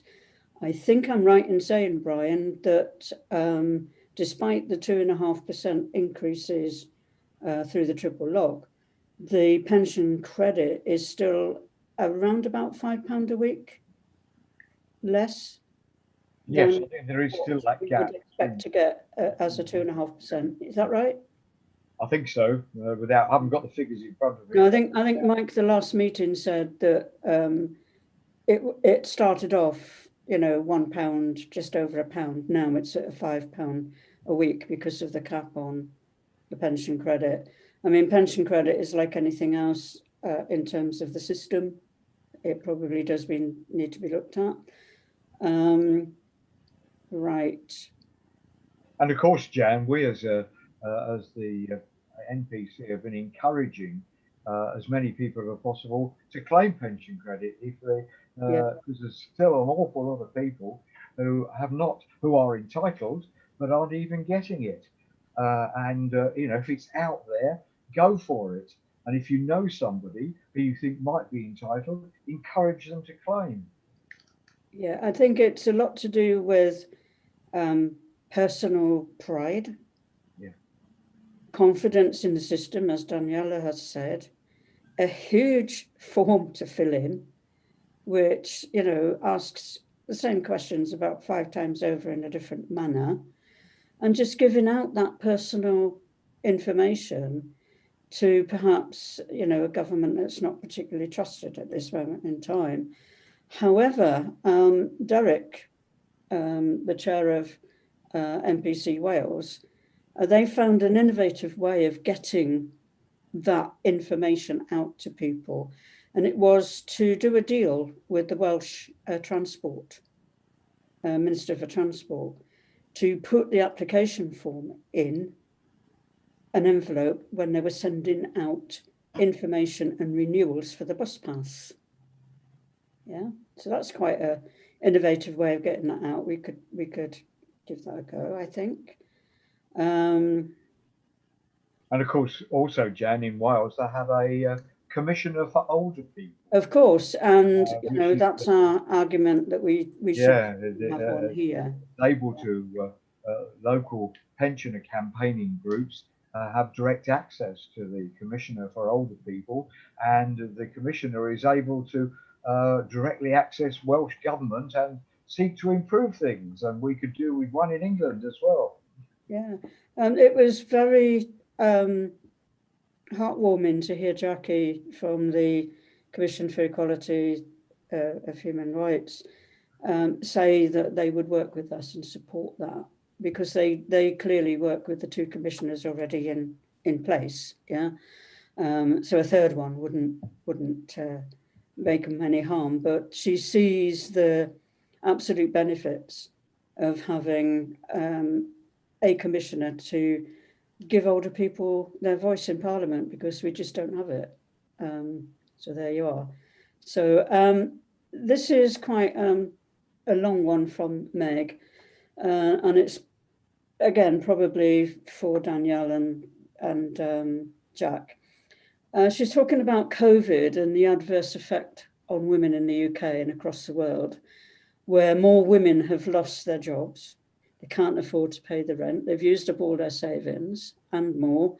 And yet the government's recovery plan for the future has been criticised by the Equalities Committee of Parliament as being male orientated and not considering the needs of women. The future for women's pensions then would look even bleaker, when you look at the effects of COVID. So what is the TUC and the Women's Budget Group doing about this, and what pressure can be put on the government to ensure that women's needs for equal employment prospects are included in its recovery plan, including a proper wage, especially for those working in public sectors such as the NHS? And this links with another question from Janet Shapiro on the gig economy and how we can get people out of that and get into proper work. So over to you, Brian. Okay, well, it seems logical to start with Jack, but I'm sure Daniela will have strong views on those 2 points. So I'll start with Jack, and that may stimulate Daniela to put a bit more lobbying in there. Yeah, I mean, so the how do you ensure we have a kind of a fair recovery from COVID is obviously a much broader question for kind of just looking at the pension side of it. And I think, I'm going to steal bits and pieces of colleagues' work for what our response to that is. But I think looking specifically at the kind of the pensions angle of it, I mean, I think one of the most important things is probably pushing the government to actually report on the kind of the gender pensions gap in general, which has been a kind of an ask of ours for the last couple of years, and on the basis that that's the kind of thing that gets action taken. But also, I mean, one of our affiliates, Prospect, I think with the support of our women's committee, wrote last year to the EHRC to try and get them to open a case against the government to look at the fact that they had not taken into consideration the impact on women of their broad suite of kind of pensions policy, and we were unsuccessful in that, but have been kind of encouraged by the HRC to keep kind of plugging away. So we'll see how that goes. But I think that probably is the first step, is to actually make the government accountable for measuring the impact of their policies. Again, specifically my focus on that is on the pension side of it, but I think you're absolutely right to flag up the gendered impact of COVID. Although I didn't actually see beyond the headlines, but I think the Resolution Foundation have put out some research this week which has found that so far it's actually had a greater impact on men in the workforce, which I was surprised by. So I've not had a chance to look at that research properly yet. But I think that's another thing, is there is just, it's been so hugely disruptive. It's going to take some time to kind of, I guess, to analyze what has actually happened. And I think kind of for us, the priority in the short term is making sure that all the safety nets are there, and are as secure as possible around things like furlough and employment support. Obviously, sick pay has been kind of one of our big themes from the start of the pandemic. And all of those things, I think, obviously will have a gendered impact, but I think it's making sure that that floor is as high as possible is probably going to be the priority, certainly for the kind of the phase we're still in of kind of responding to the disruption of COVID. And I guess, looking at the whole kind of build back better agenda, it's going to be something which hopefully will be kind of at the forefront of a lot of the work that we do. We'll be looking at the kind of how to use the investment that we're going to need in, I think, both kind of, it's going to be coming together, both the kind of the COVID recovery and the Green New Deal, or kind of response to climate change thing. How can we use this opportunity where the government actually accepts, to a surprisingly large degree for a Conservative government, that it needs to actually invest in the economy? So how we can kind of grab that moment and kind of highlight the best way of doing that will kind of address some of the inequalities that we all know are there in the labour market at the moment. Right, Jack. Thanks, Jack. Can I move over to Danielle? Has she got any comments on that?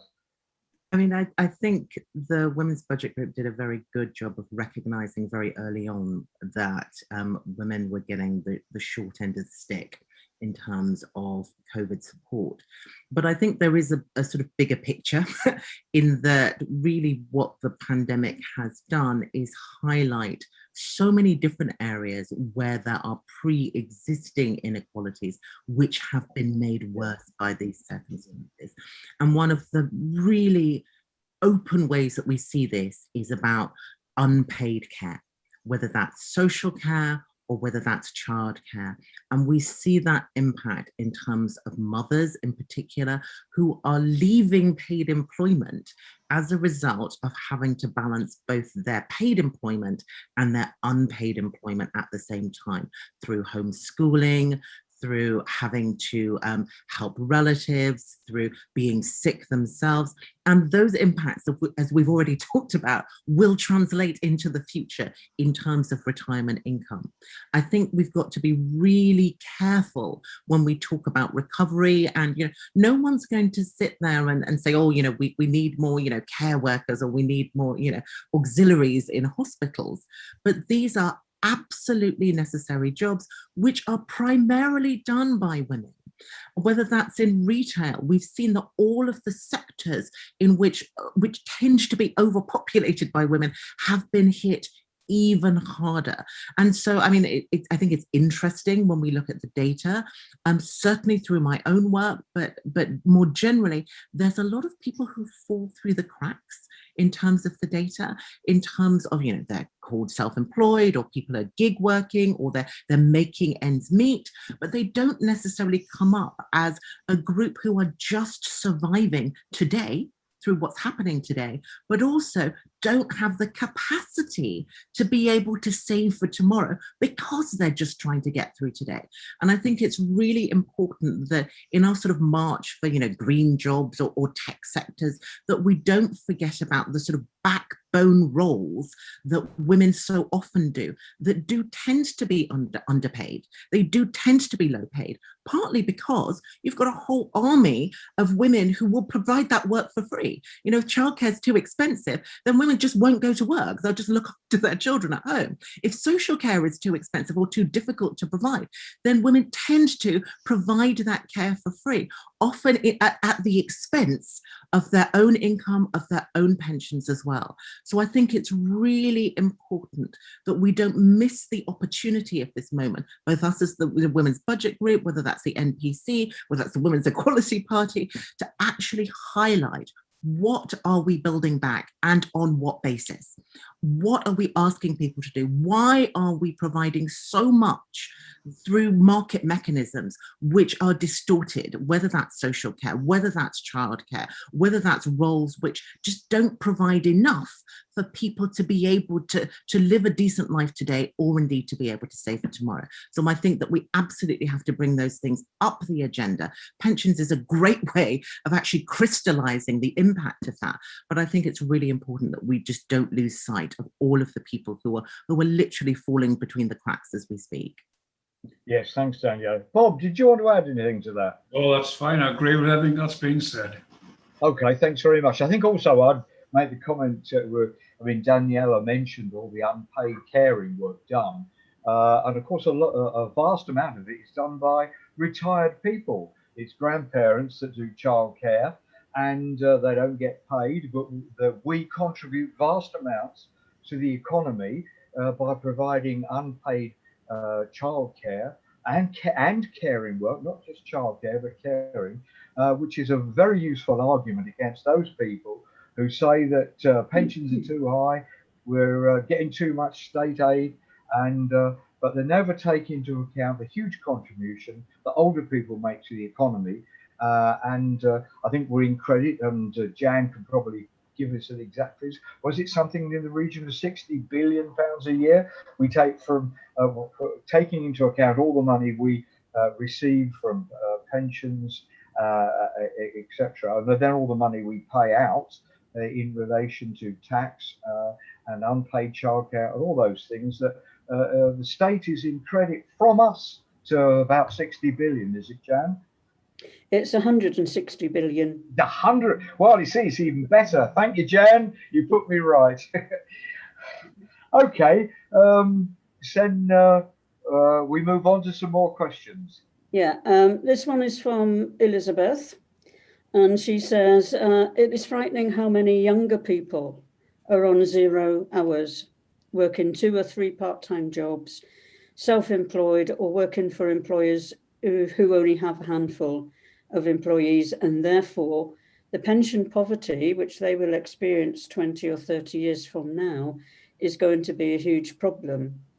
In an ideal world, the NPC would be able to set up a working party with Parliament to look at very long-term solutions which don't depend on changes of government.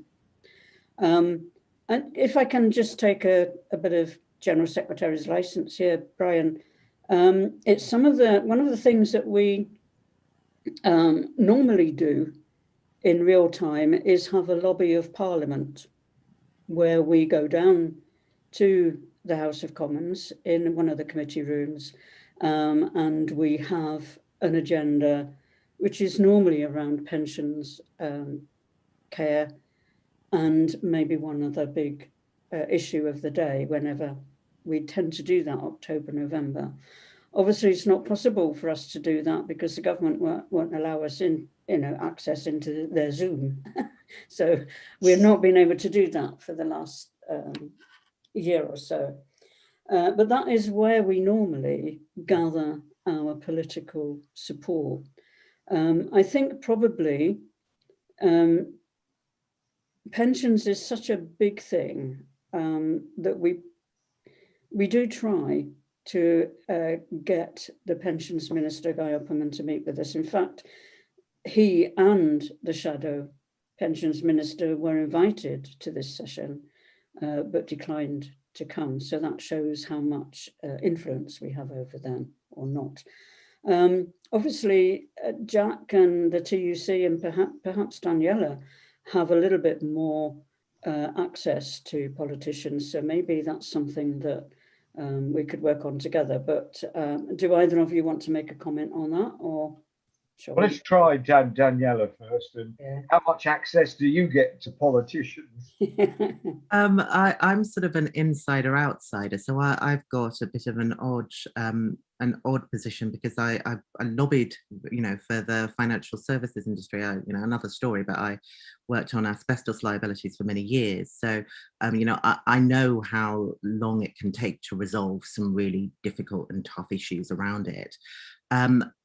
I also think, though, that there aren't many people talking about pensions right now. So I don't think it's about NPC at all. I'm here. I started this work, a few years ago that I came to this area. It just isn't top of the political agenda, but it will be.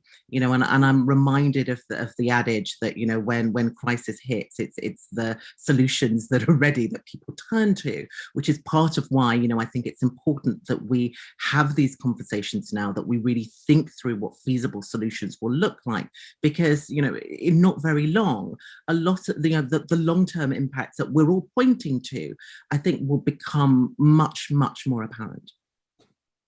Thanks, Daniela. Jack, how about your access to politics? Oh, I think we have maybe access without necessarily influence is our situation. So we're one step ahead, maybe. And I think on some issues we can kind of have a decent conversation with the government. I think Guy Opperman is certainly one of the less kind of headbangy Conservative ministers. So he does listen if you can get in front of him, and we have had productive conversations on quite a few things. I think generally, I think actually I completely agree with Danielle's point about kind of we need to come up with solutions slightly at the moment independently of government, and not necessarily concentrate on trying to change what this current government is going to do. As I mentioned before, I just think anything that comes with a price tag right now is just will not get past Treasury, and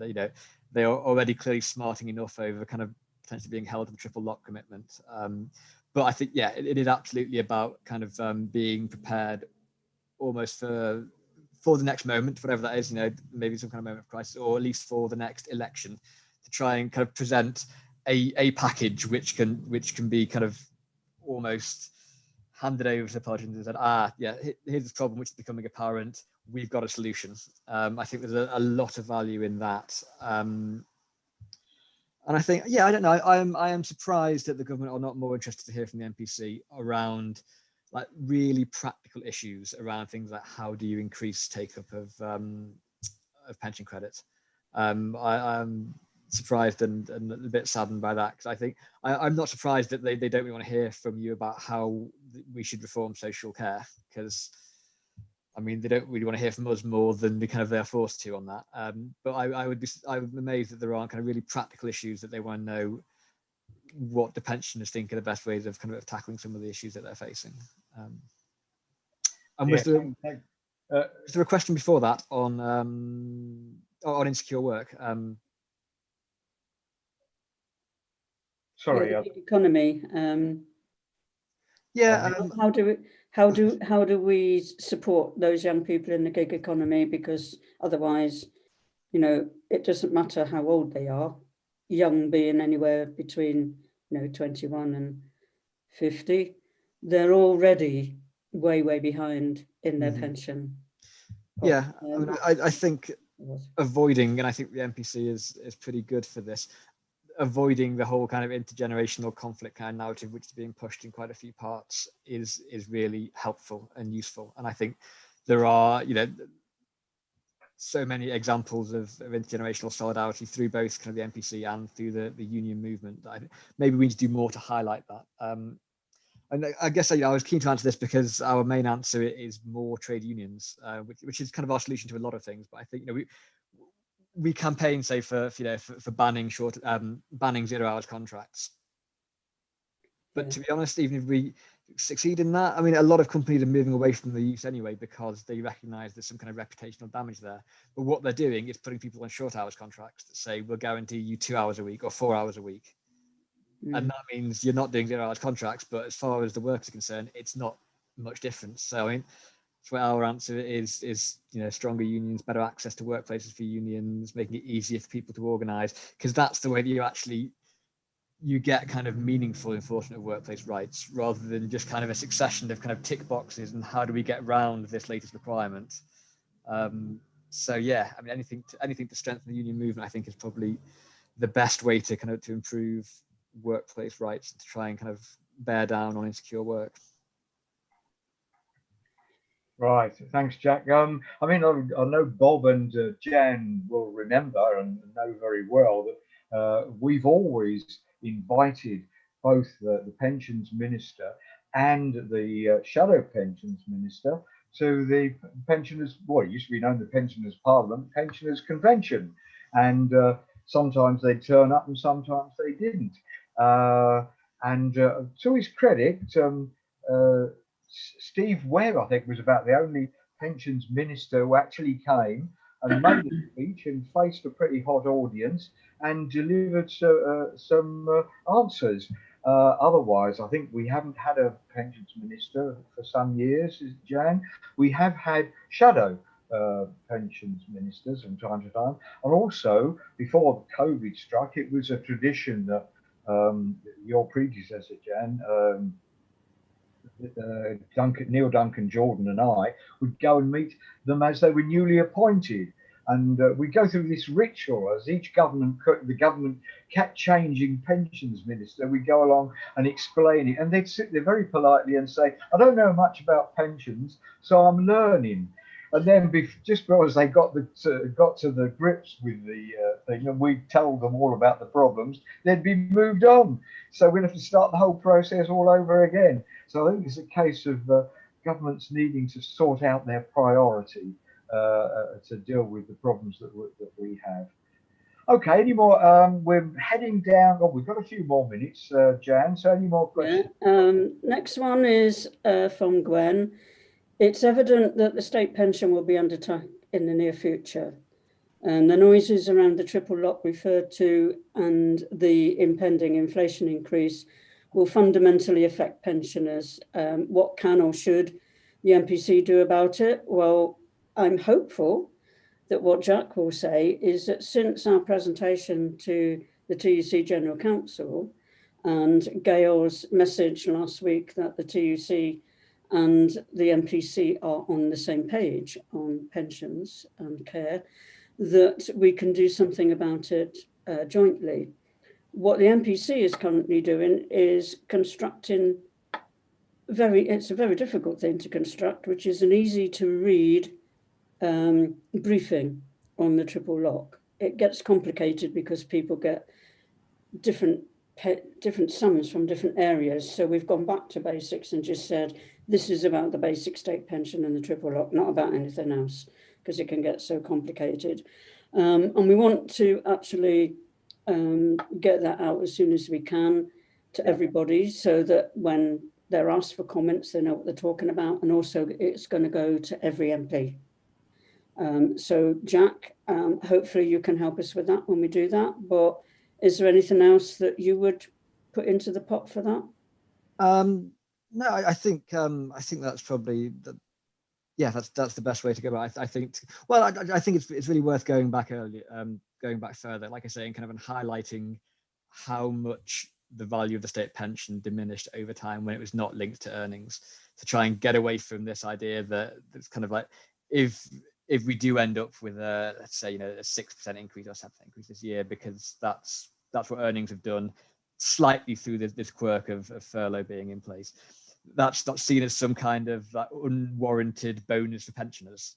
I think we need to get back to the idea that the triple lock is there because we recognise that the state pension has fallen too low compared to average earnings, and it's there as a way of quite gradually returning it to the level it should be at.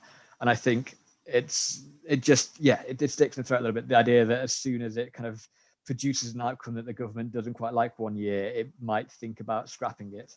It's something that I think we can push back quite hard by saying, look, this mechanism is there for a reason. I think, I'll look at what, if we can produce some data kind of showing historically kind of maybe, where we would be at if we just maintained the earnings link from the 80s. to show that there's a long way to go before we kind of make up that gap. I think it's pretty worth pointing out that the triple lock has operated over the last 10 years in the way it was intended to, in that, 1 year you get inflation, next year you get 2.5% cap, next year you get earnings. And that's not something new. The fact that we're going to be, the cap kicked in last year and you got this year and you got 2.5%, and next year it's probably going to be earnings. The idea that this is kind of being presented as slightly unnatural is like, well, that's not it. If you look back over the last 10 years, we have had a really even mixture of inflation increases, wages increases, and the 2.5% cap being used. So I think probably hammering that home is useful. And yeah, I just think kind of there's going to be, I think it will be questioned from a lot of different angles. So as many organizations as possible pushing back would be useful. So I think looking at what coalitions we can build would be a good thing to plan now. I think we're probably looking at a decision made in the early autumn.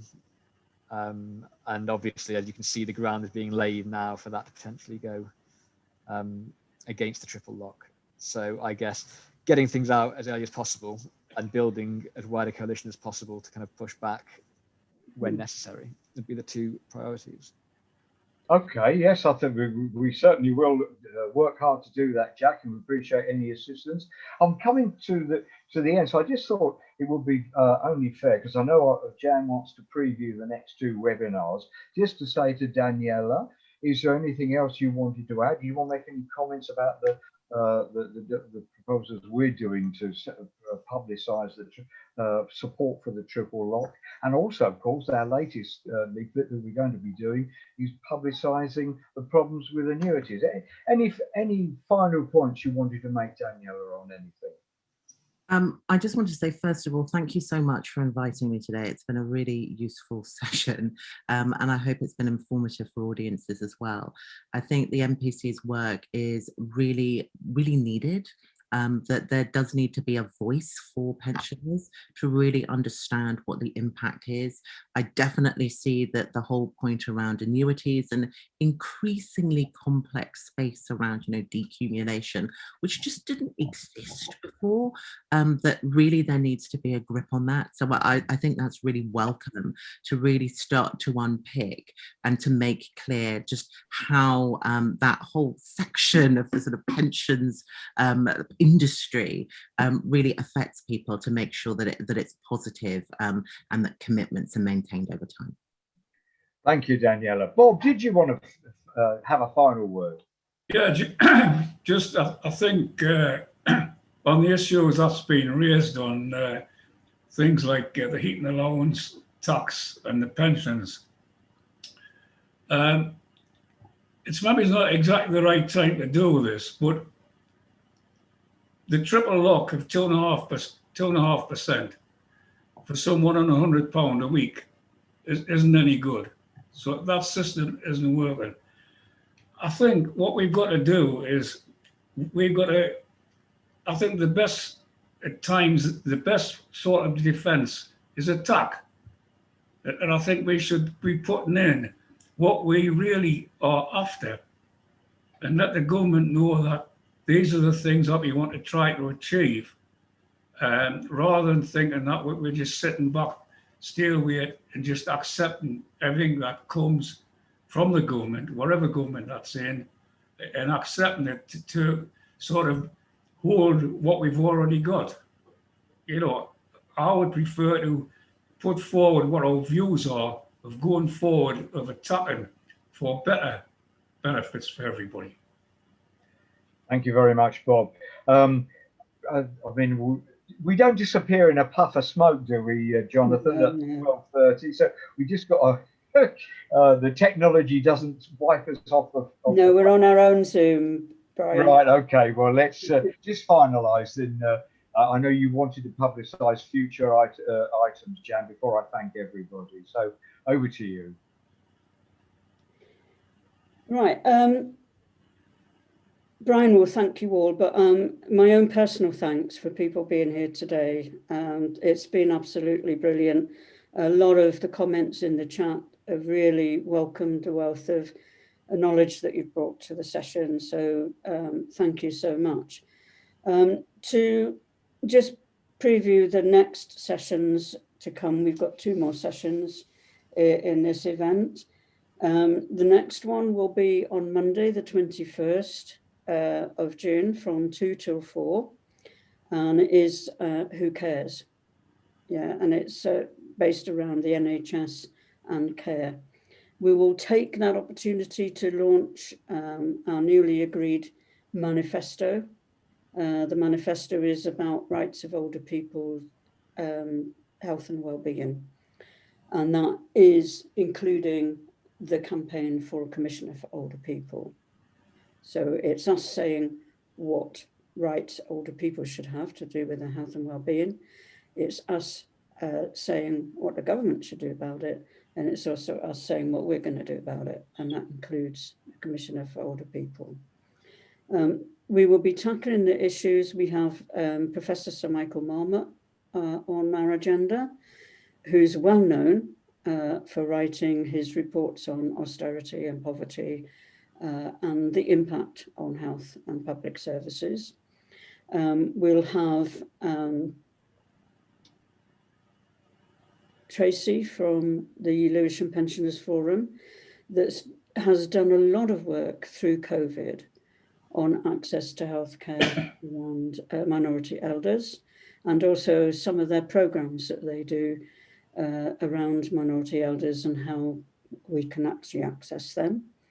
We will have someone from We Own It, who we're working with under the umbrella of about 16 organisations on the NHS reform bill, which clearly opens the back door to more privatisation of the NHS. So that's that session. The last session is around uniting the generations. And we have Jamie Lynch, who is the son of Mick Lynch, who recently was elected as the General Secretary of RMT, who believes a lot in working with the older generation and how he does that. We have, I don't know if anybody saw the programme on Channel 4, Care Home for 4-year-olds.